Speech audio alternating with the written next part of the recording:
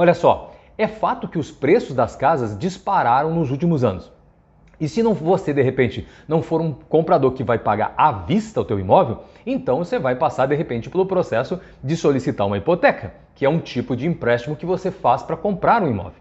Para isso, você precisa escolher o credor ou o agente financeiro, que pode ser um banco, e eu digo que pode ser porque aqui nos Estados Unidos até o dono do imóvel de repente pode financiar a compra desse imóvel para você. E aqui entra um ponto onde cabe a você escolher quem te oferece o melhor negócio em termos de taxa de juros, até porque é um compromisso que você está assumindo de longo prazo. Por isso, as taxas de juros vão fazer total diferença quando você fizer o cálculo lá no final. Então, para começar, vamos pensar na preparação para a compra.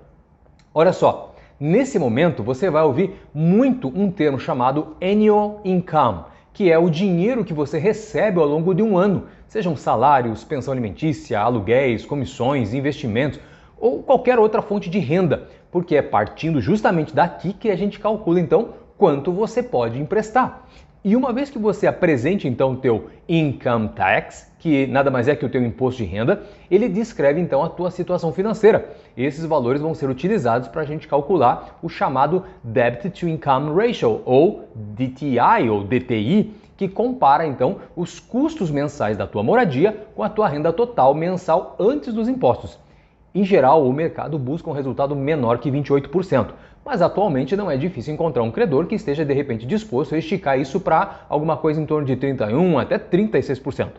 Isso então é chamado Front-End DTI, mas se calcula também o chamado Back-End DTI, que vai comparar os seus custos mensais totais de habitação e todas as suas outras dívidas, como pagamento de carro, dívida estudantil, pensão alimentícia, dívida de cartão de crédito e algumas outras também. Essa receita mensal é aquela receita total antes dos impostos. Aqui o número interessante deveria ser alguma coisa abaixo de 36%, mas muitos credores também chegam até 43%, mas e além disso é bem difícil. Depois de você ter feito a análise, então aqui entra o que a gente chama do pré-approval, que é um acordo condicional, é uma carta de aprovação prévia que você recebe com um valor que, no caso aqui, o credor ele se presta a emprestar para você uma determinada quantia de dinheiro com base justamente nesses dois cálculos que eu mencionei para você. Isso é feito após a confirmação, claro, das suas informações financeiras, né? Como sua renda e os seus ativos, que nem eu já descrevi, bem como tanto aquilo que você tem para receber, quanto aquilo que você tem de compromisso, as suas obrigações.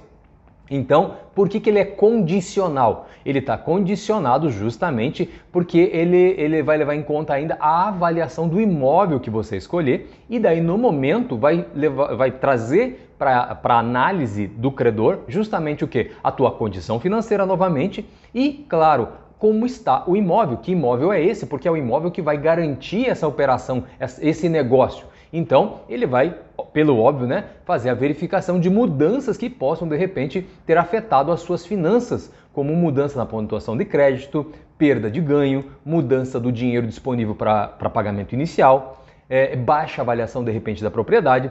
Por isso que você vai precisar enviar essas informações, de repente, adicionais para revisão e aprovação final. Ou seja, imaginar como um grande pacote, onde ele vai pegar todas as informações, sejam aquilo que você tem para receber, aquilo que você tem para pagar, vai chegar então nesses dois cálculos do DTI ou DTI que eu expliquei para você, além do que ele também vai parear as informações do imóvel, tudo bem? Agora tá, essa foi a primeira parte, agora então você vai partir para a parte da compra propriamente dita.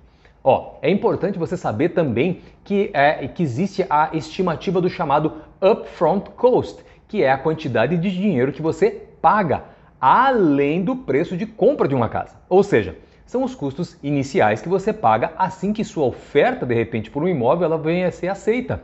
E vai incluir o chamado earnest money, que é dinheiro que você paga logo depois que o vendedor de uma casa, de repente, né, ele vai aceitar a tua oferta. É o dinheiro que mostra que a tua oferta é séria. Normalmente é de 1% a até 3% do preço de venda da casa. É aquele valor de garantia.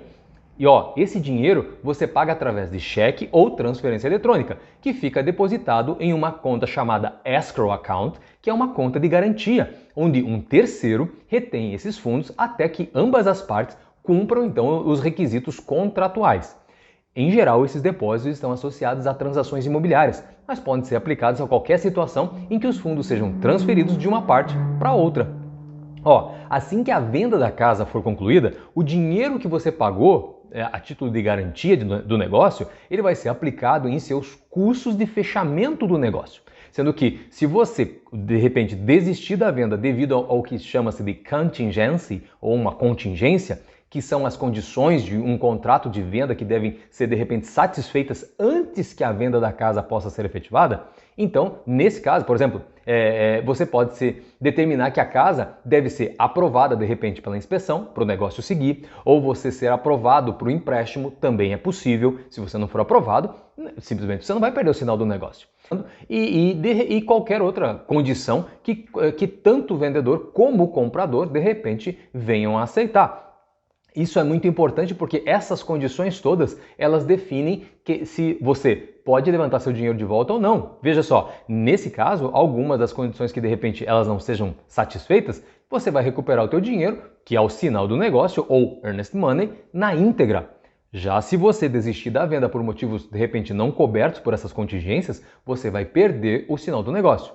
Veja como aqui é muito importante o trabalho de um realtor ou de um advogado. Nesse contexto, é muito útil justamente para deixar bem explícito quais vão ser os motivos da rescisão contratual sem perda do sinal do negócio. Ó, então, eu disse que primeiro, o primeiro valor para você desembolsar seria o chamado earnest money. Mas na sequência você vai ter o chamado inspection fee, que é justamente o trabalho de um profissional que vai verificar todos os detalhes do imóvel, como encanamento, elétrica, estrutura, fundação, parede, porta, janela, teto, piso, telhado. E, claro, os compradores eles devem prestar atenção especial aos resultados dessas inspeções, porque muitos estados responsabilizam o comprador por compreender e investigar as questões levantadas durante as inspeções. E se houver uma contingência de inspeção, os compradores têm a chance de negociar com os vendedores, de repente, para cobrir os custos de consertar e reparar esses problemas, ou pedir, de repente, concessões, como um desconto no valor para você poder seguir com o negócio, ou, claro, não é interessante para você, descobriu alguma coisa que não vale a pena, você simplesmente pode cancelar a venda. Então, ó, junto com a inspeção, tem ainda os custos com o chamado appraisal, que é um avaliador licenciado que vai determinar o valor de mercado do imóvel. E essas avaliações são solicitadas em nome do credor, ou seja, quem vai te emprestar o dinheiro para compra justamente para proteger os interesses dele.